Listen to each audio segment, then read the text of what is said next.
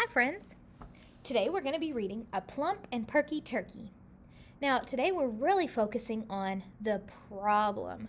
What is the big problem in this story? And what's the solution? So here we go. Let's read A Plump and Perky Turkey. The people of Squawk Valley were downhearted and depressed. Thanksgiving was approaching, but without a special guest. They couldn't find a turkey for the feast they'd planned to eat. It looked like they'd be making do with bowls of shredded wheat. A plump and perky turkey's what we need, they all agreed. But finding turkeys nowadays is very hard indeed. The birds have gotten smart, and they all seem quite aware that it's best to disappear when autumn leaves are in the air. A plump and perky turkey's stomachs rumbled at the thought. But how to trick a turkey into jumping into the pot? Then Ebenezer Beezer had a thought pop in his head. If we can't find a turkey, let's have one find us instead. We could hold an arts and crafts fair, he declared with a wink and a grin. A fair with one grand turkey prize for all of us to win. And since our goal is turkey, that's the theme we'll take to heart. We'll fill our fair with folks and fun and tons of turkey art. We'll make turkeys out of spuds and out of clay and out of rope. We'll make turkeys out of oatmeal and out of paper and of soap. We'll hang a bunch of posters in the forest way down low to invite some turkey candidates to model for our show. Why, even turkeys understand, as everybody knows. You can't make turkey art without a turkey there to pose. So the people of Squawk Valley held a poster jamboree. They plastered their creations onto every single tree. Now it happened in Squawk Valley lived a turkey known as Pete. He was cocky, he was clever, and he really liked to eat. While he strutted through the forest, plump and perky through the pines, he was startled and intrigued by all those interesting signs.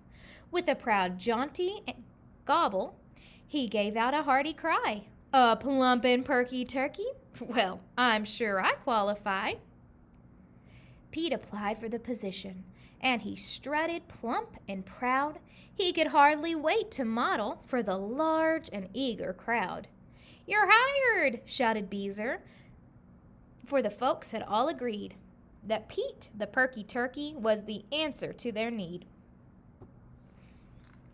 'Twas the week before Thanksgiving when Pete posed to do his part, and the artsy-craftsy townsfolk started making turkey art.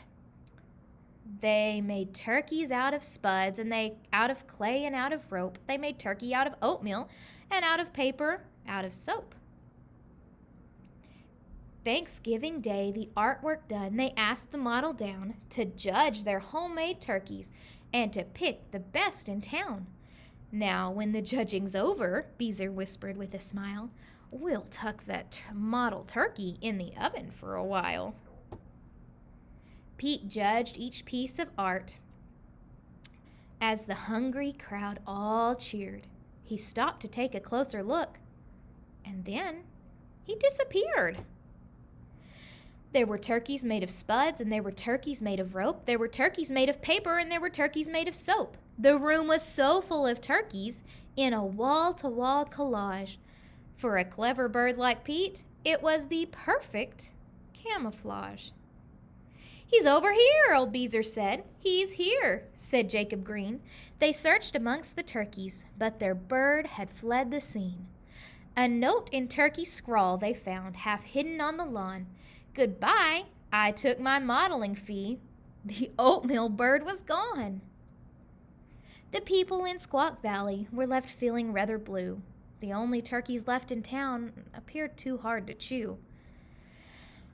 Oh well, said Beezer brightly, as they gathered round to eat. Right now, at least I'm thankful that we still have shredded wheat. That day, folks learned a lesson that stuck with them forever. A plump and perky turkey can be pretty doggone clever. What was the problem? Did they find a solution? Be careful, because the problem in this story might be a little trickier than you think.